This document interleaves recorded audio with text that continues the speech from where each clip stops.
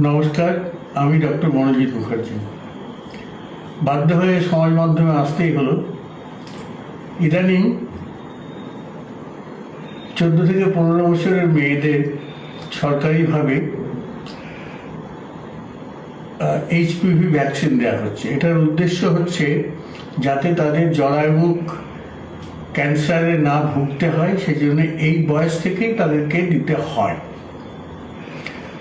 এখন একটা কথা শোনা যাচ্ছে, বিশেষ করে যারা সমাজসেবা করেন বা যারা মানুষকে সচেতন করেন, এমন একটি কুলবতপুরের করোনা যোদ্ধা এরকম একটি সংগঠন, তারা এবং অন্যান্য বিভিন্ন জায়গায় তারা প্রত্যেকে বলছেন যে মানুষের মধ্যে একটা খুব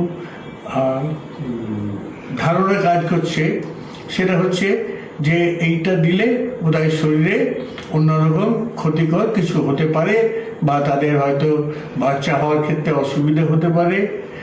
এই ধরনের কথা কিভাবে হচ্ছে আমরা জানি না, কিন্তু আমাদের দেশের জনসচেতনতা প্রায়শই এরকম জায়গায় চলে যায়। সেটাকে ঠিক করতে হবে আমাদের। মানুষকে বুঝতে হবে যে সরকার থেকে এত অর্থ খরচা করে, কারণ এক একটা টিকার দাম কিন্তু অনেক দাম। সেই টিকার দাম এত মানুষকে দেয়া হচ্ছে, বাচ্চাদের দেয়া হচ্ছে, তার একটা কারণ আছে বই কি, যে কারণ দিন দিন এই জরায়ু মুখের ক্যান্সার অত্যন্ত বেড়ে যাচ্ছে নানা কারণে, সেটা পরের কথা। কিন্তু কথাটা হচ্ছে যে বাচ্চাগুলোকে, মানুষগুলোকে রক্ষা করতে হবে ক্যান্সারের হাত থেকে। খুব লজ্জার কথা যে এখনো আমাদের দেশে, আমাদের রাজ্যে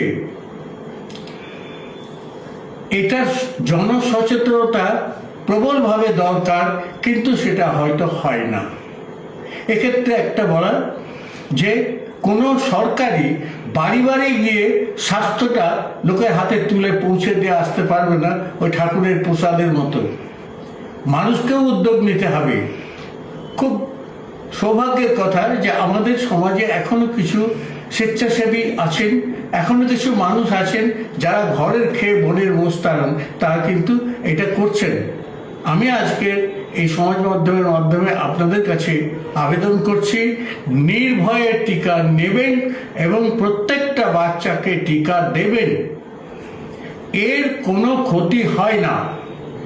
যে কোনো টিকা দিলে যেমন হয়, একটু টিকার জায়গাতে একটু ব্যথা হতে পারে, একটু জ্বর ভাব হতে পারে, বাস, এর বেশি কিছু হয় না। এবার এটা সম্বন্ধে আরো কিছু বলার দরকার আছে, যে প্রতিটি বিদ্যালয়ে এই মেয়েদেরকে এই টিকাটি যেন করা হয়।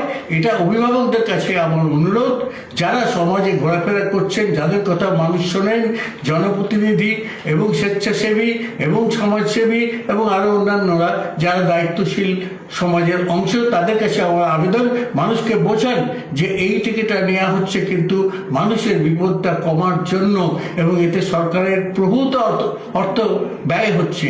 কাজেই তার প্রতিদানটা যেন আমরা মানুষ যেন ঠিক করে দিই। এবার কিছু ভুল ধারণা মানুষের মধ্যে থাকে, সেটাকে ভেঙে দিতে হবে যে এর সঙ্গে ক্ষতির কোনো সম্পর্ক নেই, ভালোর জন্য করা হচ্ছে।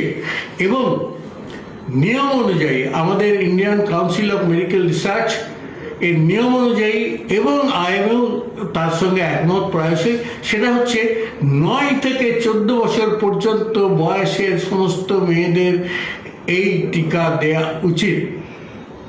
14-15 বছর বয়সটা হচ্ছে সঠিক সময়, এবং এর পরে দিলে আস্তে আস্তে দেখা যায় যে এর কার্যকারিতা কমে যেতে পারে। সে তো এই টিকাটা 45 বছর বয়স পর্যন্ত মেয়েদের দেওয়া হয়, কিন্তু তার কার্যকারিতা ততটা হয় না।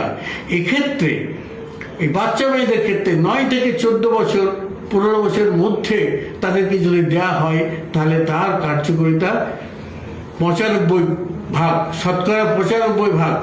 দুটি মাত্র ডোজ দিতে হয়, একটি প্রথম, আবার 6 মাস পরে একটি। অনেক সময় অনেকের ভুল হতে পারে, সেজন্য আমরা বলবো যে যে খুব কম হলেও 5 মাস পরেও নিতে হবে, আর খুব বেশি হলে 12 থেকে 15 মাস পর্যন্ত দ্বিতীয় ডোজটা দেওয়া যেতে পারে, কিন্তু সেটা ব্যতিক্রমী ক্ষেত্র। অন্য সব ক্ষেত্রে আমরা বলবো যে একটি জিনিস ছিল দীর্ঘদিন আগে, যে সেটা হচ্ছে স্কুল হেলথ, অর্থাৎ বিদ্যালয়ে বাচ্চাদের সমস্ত ধরনের টিকা থেকে শুরু করে সব কিছু, ওষুধ দেওয়া থেকে টিকা থেকে অন্যান্য স্বাস্থ্য দিকগুলো তাদেরকে করা হতো।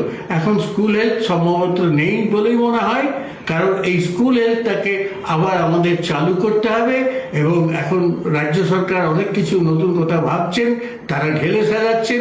তাদের কাছে আমাদের আবেদন থাকবে যে তারা এইটাকে সাজান, যাতে আমাদের যে মানে সার্বজনীন যে টিকাকরণ প্রোগ্রাম, ইউনিভার্সাল ইমিউনাইজেশন প্রোগ্রাম, এই কর্মসূচিকে যেন ঠিক ঠিক যেভাবে আমাদের গাইডলাইন দেওয়া আছে, যে নির্দেশিকা দেওয়া আছে সরকারিভাবে, ইন্ডিয়ান মেডিকেল অ্যাসোসিয়েশন এবং Indian council of medical research, এটা আমাদের দেশের একটা স্ট্যান্ডার্ড মানে আমাদের মান নির্ধারণ করে, তারা এটা যা দিয়েছেন সেই অনুযায়ী আমাদের করতে হবে।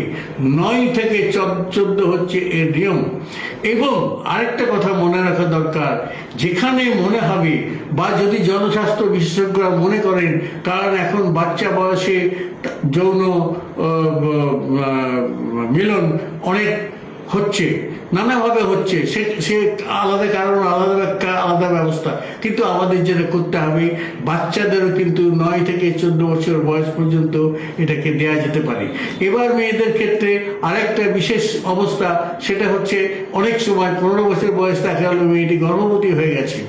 গর্ভবতী অবস্থায় কোনো মেয়েকে দেবেন না, না দেওয়াই ভালো। দিলে কোনো আহামরি বিরাট কিছু ক্ষতি হয়ে যাবে না, কিন্তু গর্ভবতী অবস্থায় বিশেষজ্ঞরা আমরা কখনোই বলি না যে এই টিকাটা তাদেরকে দাও। তবে যখন মা দুধ খাওয়াবে ডেলিভারির পরে, তাদেরকে কিন্তু এই টিকাটি দেওয়া যাবে। যাই হোক, এইসব কথাগুলো আমি বললাম আজকের মতন। যদি কারো কখনো কোনো প্রশ্ন থাকে, কোনোভাবে যদি আমাদেরকে জানানো হয়, প্রত্যেক চিকিৎসক এবং কোনো অসুবিধা থাকলে স্থানীয় হেলথ সেন্টারের ডাক্তারবাবু বা অন্যান্য যারা শিশুদের ডাক্তারবাবু, বড়দের ডাক্তারবাবু, তাদের সঙ্গে আলোচনা করুন, অথবা নিকটবর্তী স্বাস্থ্যকেন্দ্রে, নিকটবর্তী হাসপাতালে বা আমাদের এসিএমওএইচ অ্যাসিস্ট্যান্ট চিফ মেডিকেল অফিসার বা অন্যান্য আমাদের আলমবাগ মেডিকেল কলেজেও আমাদের সহায়তা আছে, সেখানে এসে জানলে তারা কিন্তু সমস্ত তথ্যগুলো তাদেরকে দেবেন এবং সন্দেহের নিরসন করবেন। আমার শেষ এবং আবার অনুরোধ রইল সবার প্রতি যে আপনারা প্রত্যেকে যারা শুনলেন, এটাকে ছড়িয়ে দিন, এটাকে বুঝিয়ে দিন, কোনো ভয় নেই, দেবেন। না দিলে অনেক ক্ষতি, দিলে ভালো। মেয়েদের দেবেন, দরকার হলে ছেলেদেরও দিতে হবে। আমরা সবাই যদি সরকারকে বলি, হয়তো পয়সা নেই, আমরা যাদের সামর্থ্য আছে তারা পয়সা দিয়েও নিন, এবং এই টিকাকরণ কর্মসূচি মানুষের মধ্যে জানিয়ে দেওয়া হোক যে আমাদের দেশে টিকাকরণ কর্মসূচিটা কেমনভাবে হবে, এটাকে জানিয়ে দিন। তাহলে আমরা কিন্তু এই দিক থেকে সফল হব, মানুষের রোগ ব্যাধিটা অনেক কমানো যাবে।